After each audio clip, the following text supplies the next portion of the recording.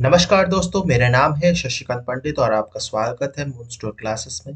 तो इस particular video में हम लोग डिस्कस करेंगे कालाजार के बारे में कि इंडिया में सिचुएशन क्या है और कालाजार होता क्या है, इस बीमारी में सिम्टम्स क्या आते हैं, इसके ट्रीटमेंट क्या है, किस तरह से हम लोग इसको एलिमिनेट कर सकते हैं, वो सब चीज़ें हम लोग इस वीडियो में सब कुछ डिटेल में समझेंगे। तो इस वीडियो को अंत तक ज़रूर देखिएगा और अगर वीडियो पसंद आए तो लाइक शेयर सब्सक्राइब ज़रूर कर लीजिएगा।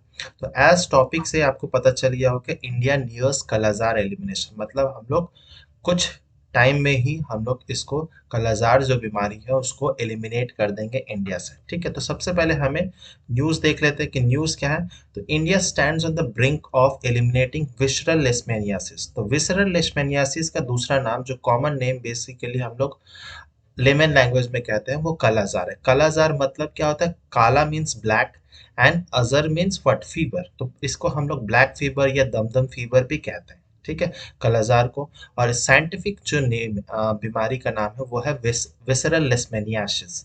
ठीक है, commonly known as kala azar with a marked decline in reported cases and death. ठीक है, तो इस रिपोर्ट में जो डब्ल्यूएचओ ने प्रेजेंट किया है उसमें डिक्लाइन आया है रिपोर्टेड केसेस में और साथ में डेथ में। ठीक है, और WHO has set a target of 2030 to eliminate kala azar. ये वर्ल्ड वाइड के लिए ये डेटा है, इंडिया के लिए नहीं है, वर्ल्ड वाइड 2030 तक एलिमिनेट करने का डब्ल्यूएचओ का एम है। The WHO neglected tropical diseases road map also include this target. ठीक है, अब हमारा एक पड़ोसी मुल्क बांग्लादेश जो है वो फर्स्ट कंट्री बन चुका है जो डब्ल्यूएचओ ने कहा है कि बांग्लादेश जो है उसमें कालाजार एक पब्लिक हेल्थ प्रॉब्लम नहीं है, मतलब वो बहुत हद तक वो एलिमिनेट कर चुका है कालाजार जैसी बीमारी बांग्लादेश। तो हमें बांग्लादेश से सीखने की ज़रूरत है कि बांग्लादेश किस तरह से एलिमिनेट कर चुका है और हम अभी तक एलिमिनेशन तक पहुंचे नहीं है, बस और कुछ साल लग जाएंगे इसको एलिमिनेट होने में। तो सबसे पहले हमें कालाजार क्या होता है वो डिस्कस करेंगे। सबसे पहले कालाजार क्या होता है, तो जैसे मैंने बताया विसरल लेशमैनियासिस इसका नाम है। तो विसरल क्या होता है और लेशमैनियासिस क्या होता है वो आप जान लीजिए। तो विसरल बेसिकली आंतरिक जो ऑर्गन्स होते हैं, इंटरनल ऑर्गन्स जो होते हैं, इंटरनल सॉफ्ट ऑर्गन जैसे लीवर हो गया, स्प्लीन, पैंक्रियास, हार्ट, ये सब होते हैं इंटरनल ऑर्गन्स को मेनली बायोलॉजी के टर्म्स ऑफ विसरल कहा जाता है। एंड लेशमैनियासिस क्यों? क्योंकि ये जो बीमारी है वो एक प्रोटोजोआन से कॉज होता है। ठीक है, वो प्रोटोजोआन क्या नाम है? तो लेशमैनिया, उसका जीनस जो है वो लेशमैनिया है। जिस तरह से मलेरिया जो है वो एक प्रोटोजोआन डिजीज है, बेसिकली वो एक प्लाज्मोडियम नामक प्रोटोजोआन से होता है, उसी तरह से कालाजार जो है वो भी लेशमैनियासिस जो है वो लेशमैनिया एक प्रोटोजोआन से होता है। ठीक है, और ये कहाँ कहाँ होता है ये भी देखना ज़रूरी है। जैसे मैंने बताया कि इसे ब्लैक फीवर या दमदम फीवर भी कहा जाता है, और इसका जो अगर साइंटिफिक नेम पूछा जाए, बहुत इंपॉर्टेंट है, वो है लेशमैनिया डोनोवनी। ठीक है, इस पैरासाइट का नाम है लेशमैनिया डोनोवनी जो कि मेनली डिजीज कॉज करता है। ठीक है, वेरी इंपॉर्टेंट है लेशमैनिया डोनोवनी। लेशमैनिया जो है वो जीनस है एंड डोनोवनी है स्पीसीज। ठीक है, अब वर्ल्ड वाइड अगर देखा जाए तो इस मैप में आप देख सकते हैं कि जो भी रेड वाले एरिया है वो हॉटस्पॉट एंडेमिक एरियाज है जहाँ पर कालाजार बहुत ज़्यादा होता है। जैसे लैटिन अमेरिकन कंट्रीज में कुछ कंट्रीज हैं, मेनली अर्जेंटीना, ब्राज़ील के आसपास में, फिर अफ्रीकन कंटिनेंट में है, कुछ हद तक यूरोप और नॉर्थ अफ्रीका कंटिनेंट में भी है, लेकिन यहाँ पर भी अब कंट्रोल में आ चुका है।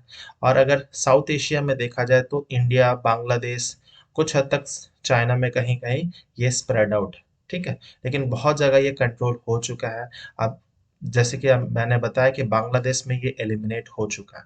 अब इंडिया का क्या सिनारियो है वो सब भी हम लोग देख लेंगे। ठीक है, तो सबसे पहला है हमारा ट्रांसमिशन एंड सिम्टम्स। ये ट्रांसमिट कैसे होता है? तो basically it is transmitted by sand flies. ठीक है, सैंड फ्लाइज और उसका साइंटिफिक नेम क्या है? तो फ्लियोबोटमस अर्जेंट टाइप्स। तो जो सैंड फ्लाइज है phlebotomus argentipes types are the only known vector of kala azar in India.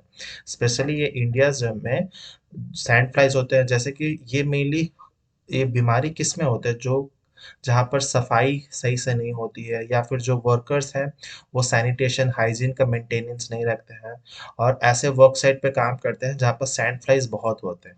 तो यहाँ से ये ट्रांसमिट होने का बहुत ज़्यादा खतरा रहता है। तो बेसिकली सैंड फ्लाइज जिसका साइंटिफिक नेम है फिलोबेटमस आर्जेंटाइप्स, क्योंकि ये अर्जेंटीना में सबसे पहले ये पाया गया था इसीलिए ये अर्जेंटाइप्स रखा गया है नाम।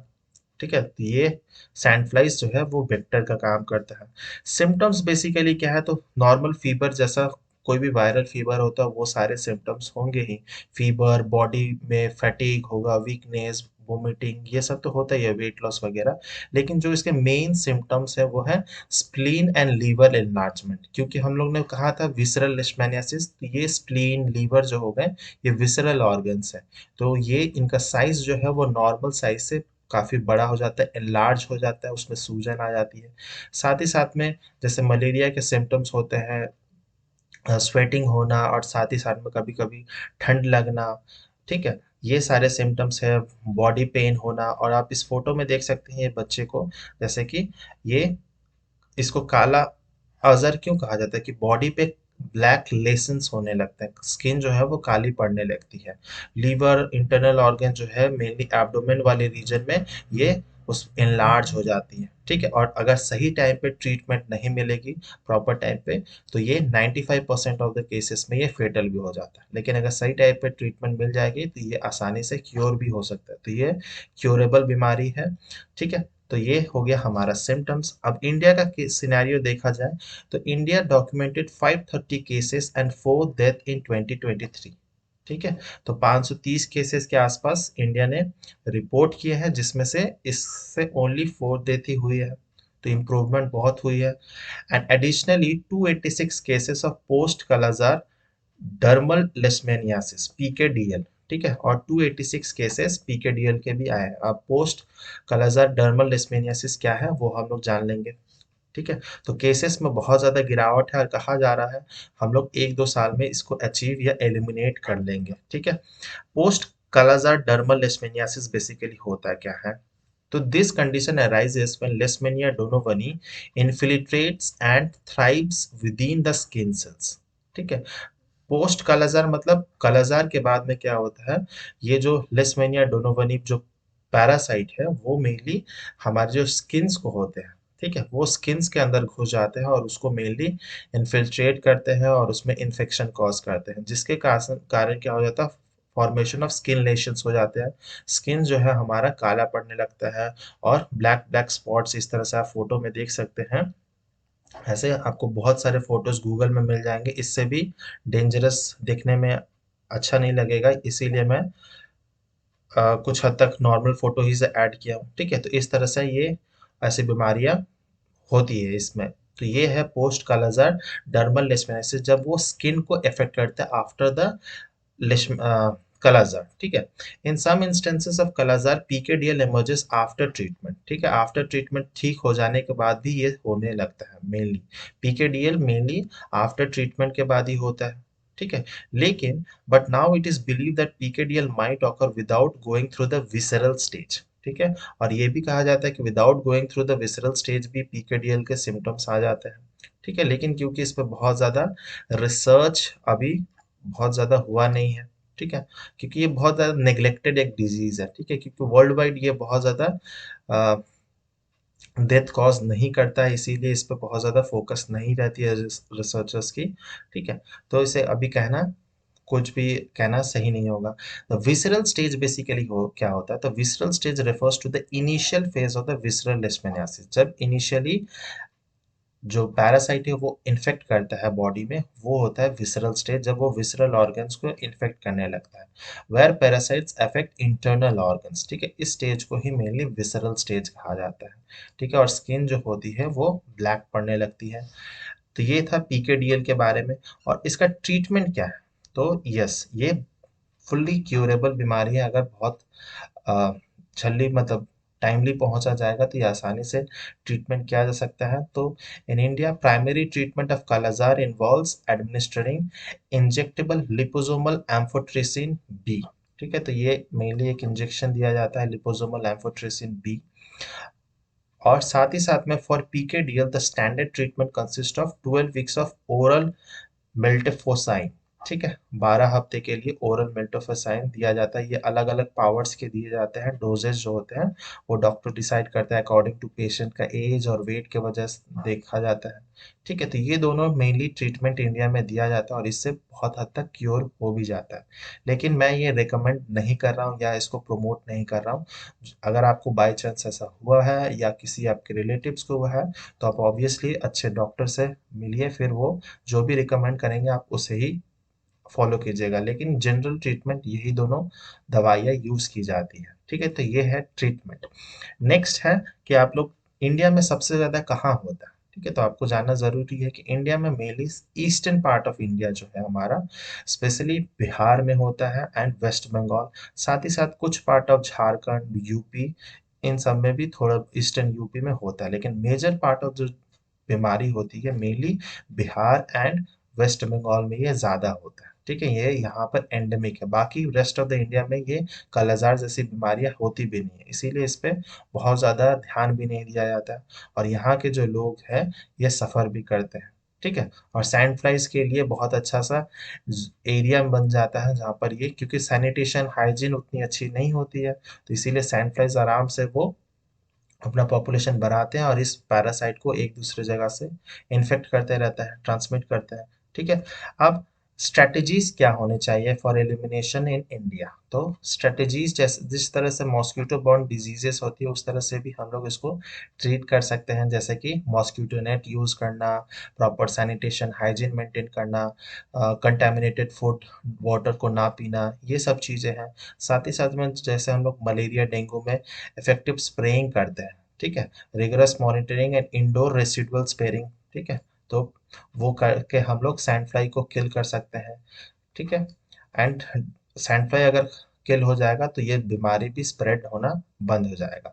ठीक है, फिर क्योंकि ये मेनली जो लो इनकम ग्रुप्स पीपल होते हैं उनमें ज़्यादातर ये बीमारी पाई जाती है, जो गाँव में रहते हैं जहाँ पर सैनिटेशन बहुत अच्छी नहीं होती है और वहाँ की दीवारें मेनली मिट्टी के होते हैं, तो वहाँ पर सैंड फ्लाई आसानी से ब्रीड करने लगते हैं।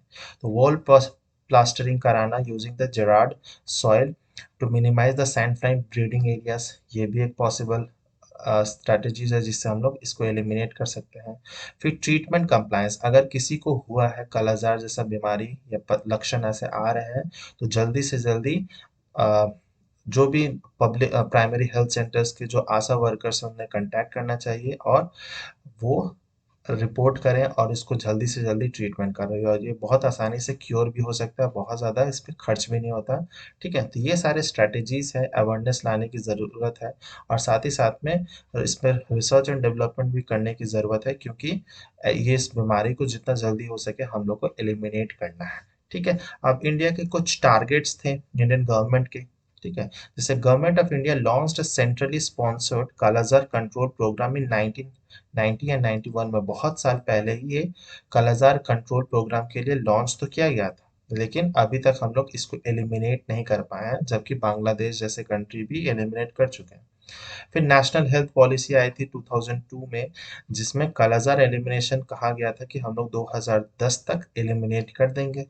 फिर उसको 2010 को रिवाइज किया गया 2015 तक, फिर 2015 को एलिमिनेशन टारगेट 2023 तक दिया गया था, फिर भी हम लोग ये डेट भी अचीव नहीं कर पाए। अभी भी ऐसे केसेस हो रहे हैं, 500 से भी ज़्यादा केसेस है और 4 डेथ हो चुके हैं 2023 में। ठीक है, तो इसको हम लोग बहुत नज़दीक है एलिमिनेशन में, लेकिन इसको फास्टन करेंगे तो 1-2 साल में ये हम लोग इसको पूरी तरह से एलिमिनेट कर सकते हैं। ठीक है, तो उम्मीद करता हूँ आपको कालाजार के बारे में सब कुछ डिटेल में समझ आ गया होगा और ये वीडियो आपके लिए बहुत ज़्यादा हेल्पफुल रहेगा। ठीक है, आप कोई भी एग्ज़ाम देंगे इसमें बहुत ज़्यादा हेल्पफुल रहेगा। अगर वीडियो पसंद आया तो लाइक ज़रूर कीजिएगा, कमेंट करके बताइए कैसा लगा, शेयर कीजिए अपने दोस्तों के साथ, सब्सक्राइब नहीं किया तो सब्सक्राइब ज़रूर कर लीजिएगा। टाइमली नोटिफिकेशन पाने के लिए बेल आइकन को ज़रूर हिट कीजिए एंड इंस्टाग्राम पे भी आप जुड़ सकते हैं। मिलते हैं नेक्स्ट वीडियो में एक नए टॉपिक के साथ में। टिल देन बाय बाय, जय हिंद।